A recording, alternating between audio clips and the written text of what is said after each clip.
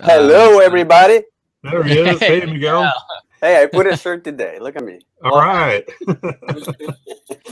Jason, we're getting an error from Jason. Maybe you can try again. It says, make sure your connection isn't blocked by a firewall. Or maybe Teresa can pop in for now, because I know she says she has to pop in if she wants.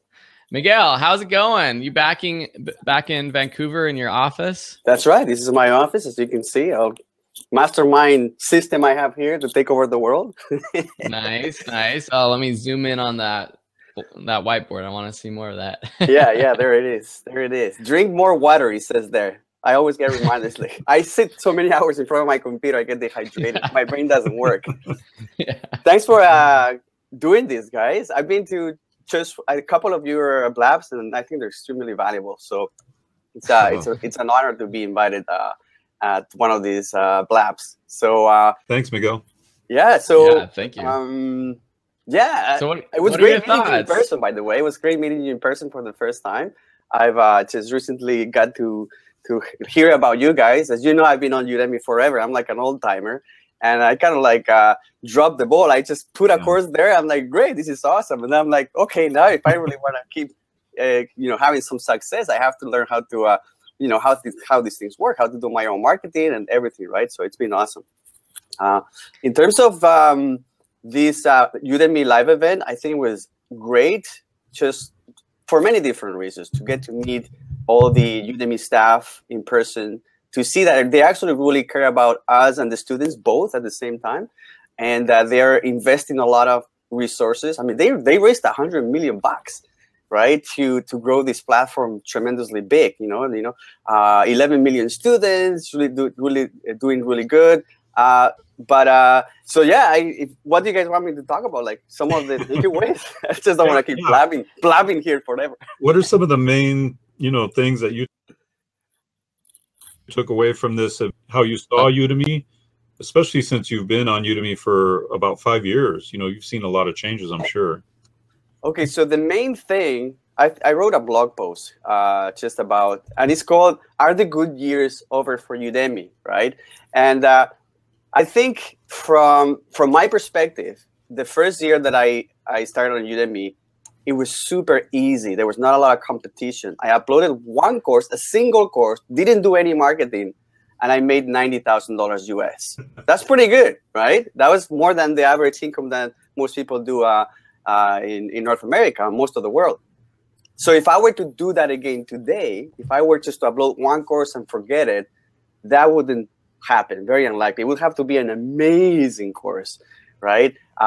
So what I've learned is that new instructors that get on Udemy, if they don't have an existing audience like us, we're lucky right now because, I got 20,000 students. You guys have, tons of students. So every time you launch a course, it's quite easy. You just send a couple of updates and you can recoup most of your investment within, a few hours sometimes. Now, for new students that come to Udemy, that is not the case anymore, right? If you upload a course, you cannot just send you don't have an audience.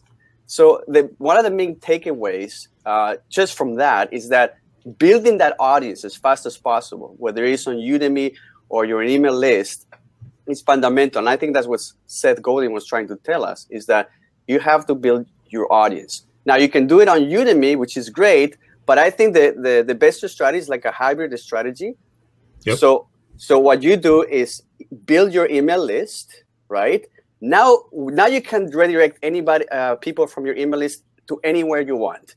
It could be to Udemy, to your, maybe you have other products, not just online courses. You have physical products, or you have ebooks, or you have a book. The beautiful thing about owning that email list is that now you decide where do you drive that people. You tell them, you point your finger and say, hey, you guys trust me? If you guys are interested in my stuff, just go here or go there, right? So one of the biggest takeaways is make sure you do everything to build your own audience and to own that audience. And the best way of owning your own audience is to build your own email list, and then host your courses anywhere you can. Udemy right now, I think, is the best place for courses priced under $50. No question about that. So if you can create a lot of courses that you can charge, and you're okay to charge $50 or less, definitely Udemy is the best place to do so. If you want to charge more than $50, then you're going to have to look for other alternatives, right? So I don't know. Does that make sense?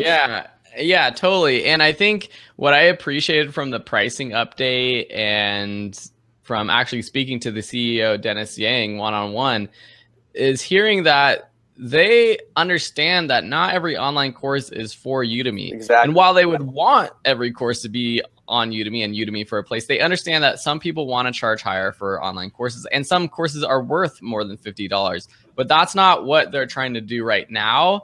And maybe that's what they were trying to do before. And who knows if they're going to try to ever do that in the future.